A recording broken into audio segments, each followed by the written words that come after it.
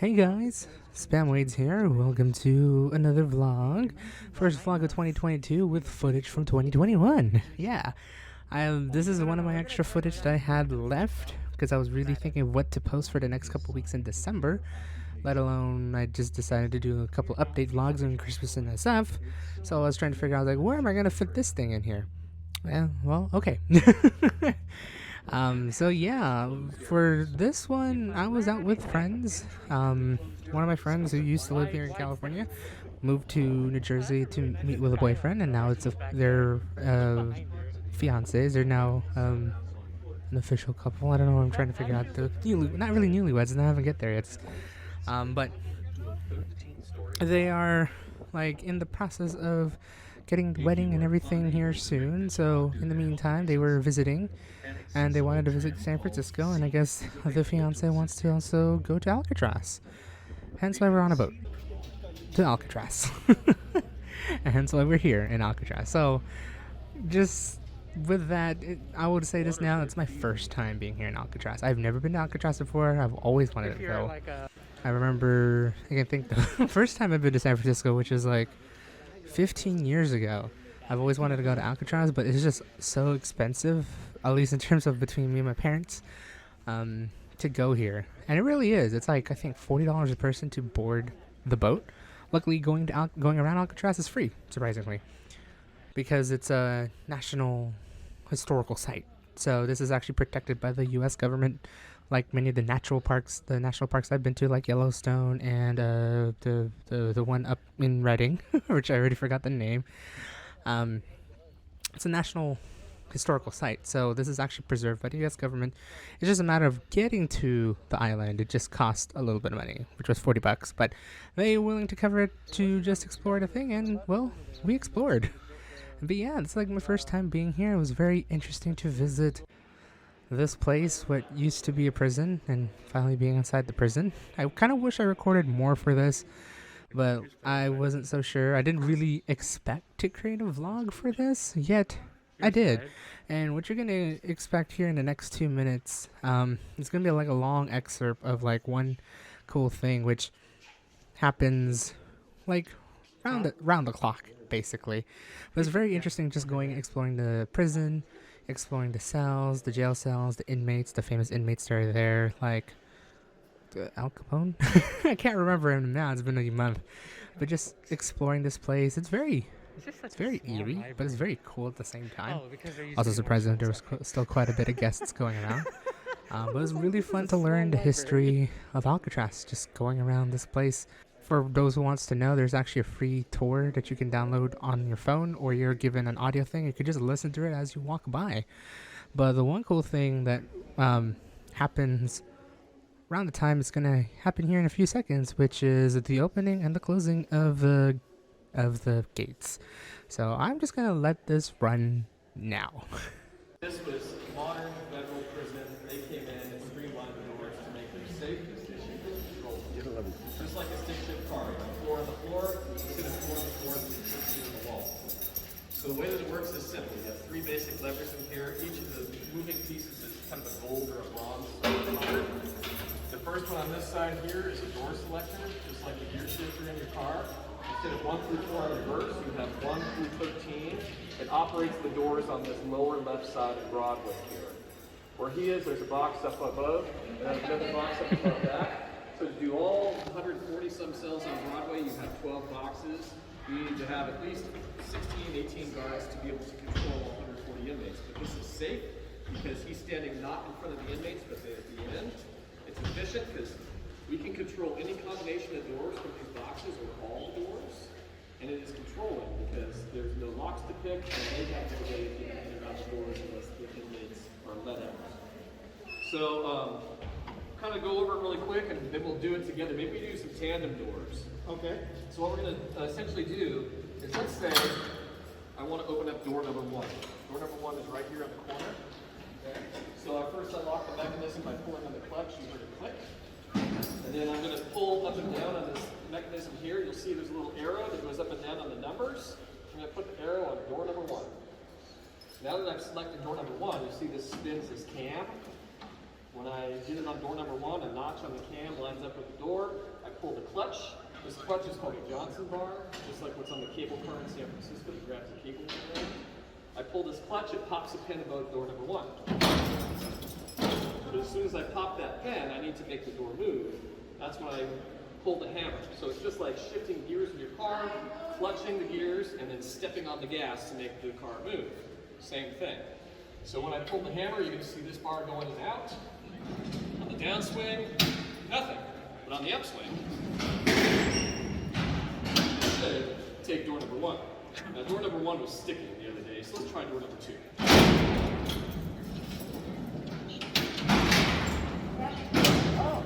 Safe because it's down from down here, efficient because I can do any combination of doors and all, and controlling because it's all out of the hands of the inmates. To lock the door, you do the same thing. To rack the door, clutch it, and close. So the cool thing about this mechanism here is designed for the prison service. It's been in operation since the 1930s. It works so efficient that essentially the prison system replicated this all throughout the country. Now, of course, this door is stuck, so we'll try to get that. We'll lock this. So what I want to do is we're going to do 2 sets of doors. If you want to stand in the middle of Broadway and look up either to the right or the left, I'm going to get up on this side, he'll be on that side. We're going to roll all the doors. So it'll be essentially 26 doors all going at once. Nice. It was all essentially manual technology, but also on a prison island in the middle of the bay, if the power goes out, you want to have total control over the system, so it's all manually done. Quite nicely balanced as well. My 11-year-old daughter can operate these doors just as easily as I can. Which she does, actually, on a regular basis. You want to just do sets of all? Yeah. Okay. So to do all the doors, I put my door selector on A for all. That grabs all the pins above these doors here, and the bars in this box up here, this is the locking mechanism. So as I select all the pins pop up, and then when I pull the hammer, it sweeps and pulls the pins and the doors open, drops the pins at the end. There's a clear area here where they can see up there. Right, you'll see above the door number 1 down there, a piece of plexi that shows those bars I'm talking about. Right. Okay. Ready? Yep. Bring it out.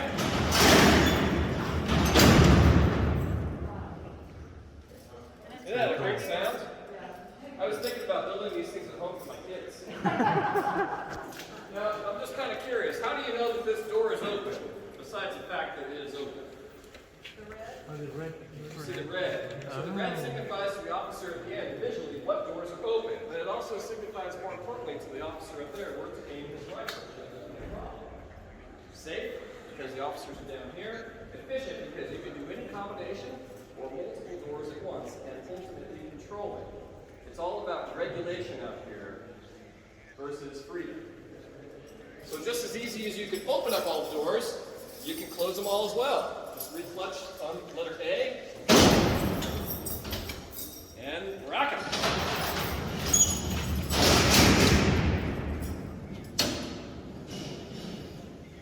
Now just for kicks, you can also do odds and evens. So I'll do that really quick for you. So I'm going to be selecting 1, 3, 5, 7, 9, 11, and 13. Go watch him.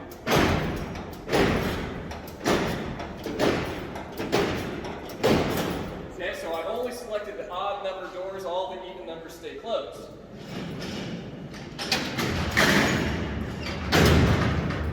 There you go. You see some are open, some are closed.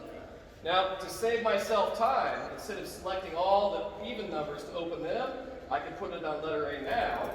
I can rack all the odds closed, but I can open all the even doors. 2 pulls. On the downswing, all the odds closed.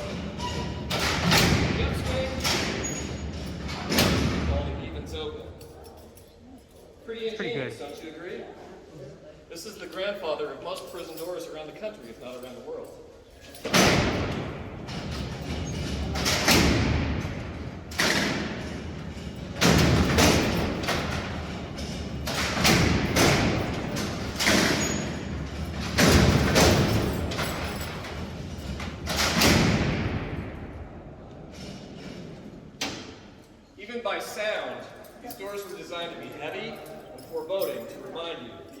anywhere.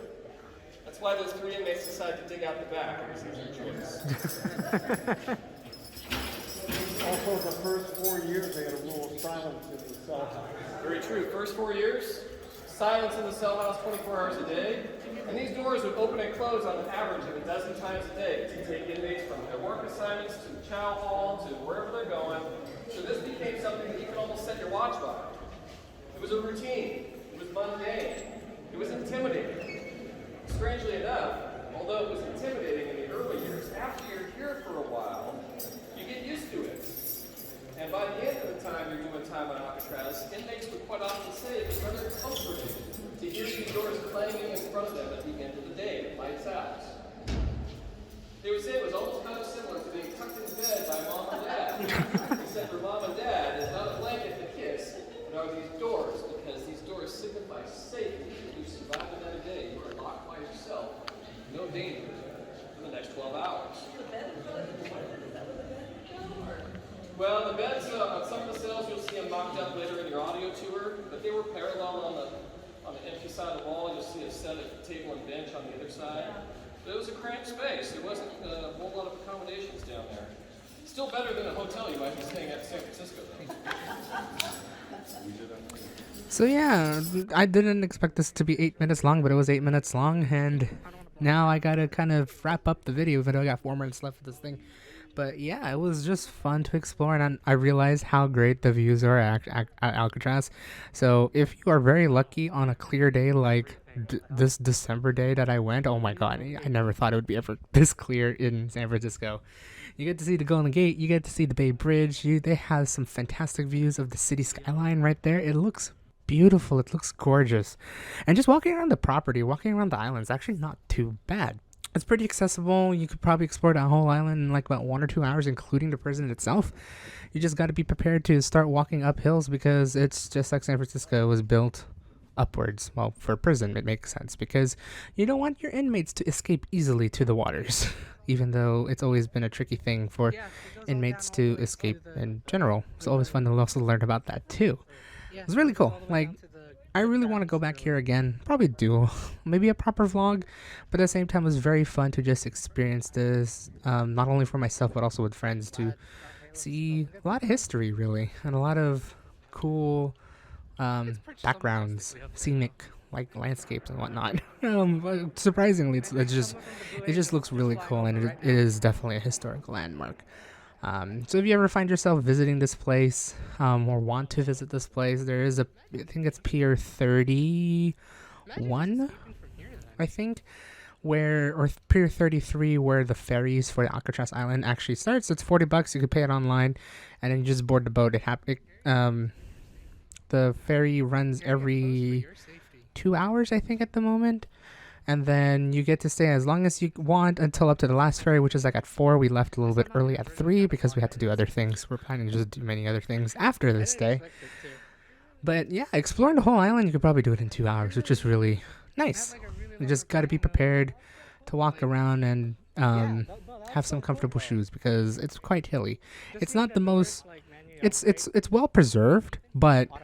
It's not like modern preserve, like if you're walking down Embarcadero, where it's like very smooth pavement and everything like that. It's still a little bit rocky, so just be prepared to watch your step and whatnot.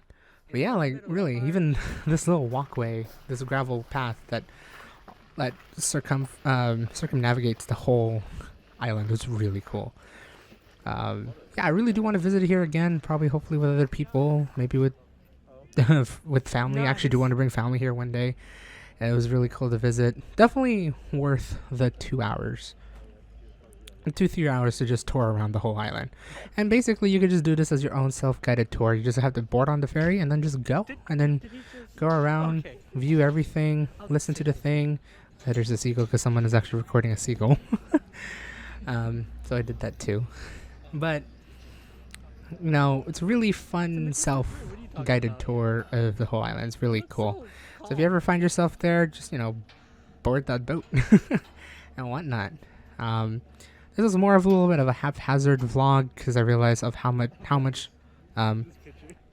like, what is it, dead space? Not really dead space, but like the voiceovers I could do compared to the really long opening door thing, which is really cool to show. But with that, I hope you guys have a great time watching this vlog. Hopefully it turns out well, or there's going to be a lot more coming out for 2022. And hopefully starting next week, I'll be exploring outside of San Francisco. Who knows where I'll be? But if you also have any ideas to explore within San Francisco, feel free to put a comment down below. I will definitely consider it for the future vlogs of 2022 because I really want to go everywhere. No doubt about it, I want to go everywhere. But with that, we're heading back to San Francisco. We're all going to have a fun time with friends. But for this one, we're going to end the vlog. And I hope you guys have a great day or night, wherever the heck you are. See you guys next week. This is Ben Weeks. See ya.